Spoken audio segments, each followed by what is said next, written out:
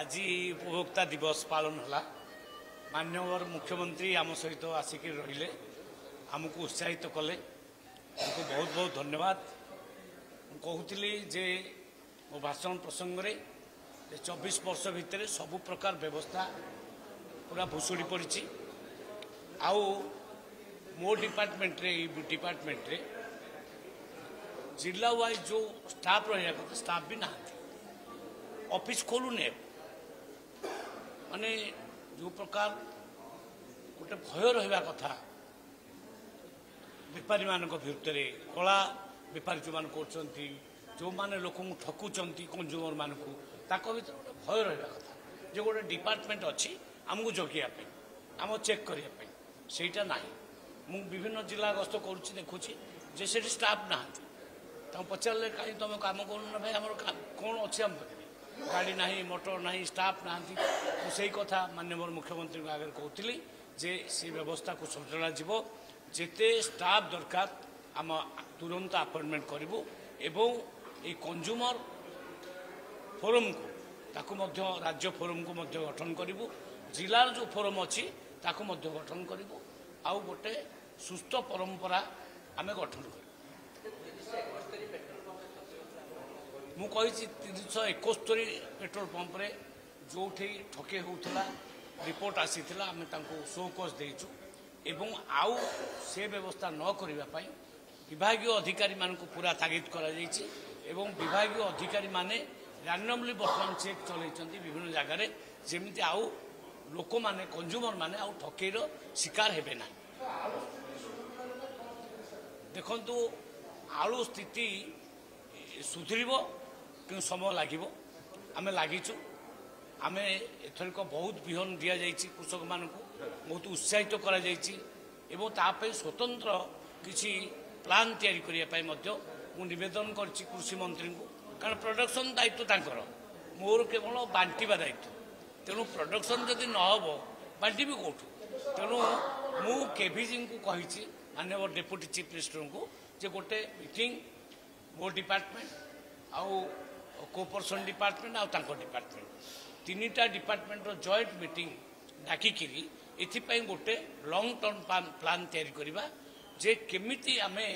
ताकू ये करवा जे आगु को जेमि अन्य राज्य पाखे आम आलू हाथ टेकवा ना हाथ पतेवा ना। देखु गहम सांसन हो जाइए गहम आमे आम तरफ केन्द्र को निवेदन करूँ व्यवस्थाटा को आम ठीक न कला पर्यटन आमको गहम दि जाऊ न जाऊ कहीं ना आम ट्रांसपोर्टेशन व्यवस्था करवा गहम रखापी गोदाम ठीक करवा यह व्यवस्था टी आमको समय लगुच आम खूब शीघ्र से व्यवस्था करदेबू आ गहम लोक मैंने पाइबे नहीं खूब शीघ्र माने तार व्यवस्था करुचु भावुँ शीघ्राति शीघ्र लोक मान गहम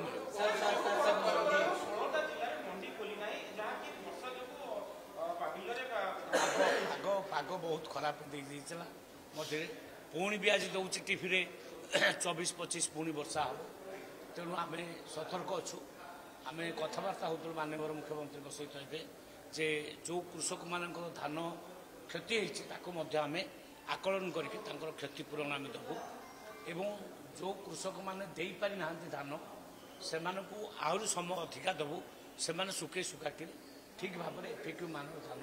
आणिकी देवे आकाउंट को तुरंत पैसा दबार आम व्यवस्था कर सुधा 7.5 लाख क्विंटाल धान आम कि सारे मेट्रिक टन धान 7.5 लाख मेट्रिक टन किणा सरला एवं 1.5 लाख कृषक धान तांकर बिकी सारे आकाउंट पैसा पड़ेगा लगभग 2100 कोटी टंका 2100 कोटी टंका खाता मान को पड़ेगा गोटे भी कम्प्लेन एपर्त आसीना जे मो खाता को पैसा आसबार लेट तेणु आम जो कमिटमेंट करूँ 48 घंटा भितर पैसा दबा से कमिटमेंट आम रक्षा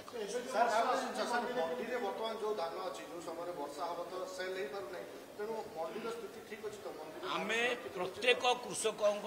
धान किणु आम क्या हारास करूँ ना जदि भी एफएक्यू मान टिके गड़बड़ थी ताकू मध्य मु कलेक्टर मानक कही जे ताकू कंप्रोमाइज करके ताठू मध्य धान किणा जाऊ क्या हारास कर खोलीज कहीं डेट तार आसी ना से कोटा 27 कोटा जनवरी 10 कोटा 15 ये टाइप अच्छे जो 14-15टा खोली तार डेट होगा से खोला तेणु डीएलसी मीटिंग रे से डिसाइड कर कौ दिन ना अदिनिया वर्षा लेट हो पारे आगुआ कहीं कर लेट हम टे धान सुखेबार आउे समय लगे तेणु लेट हम आम एथर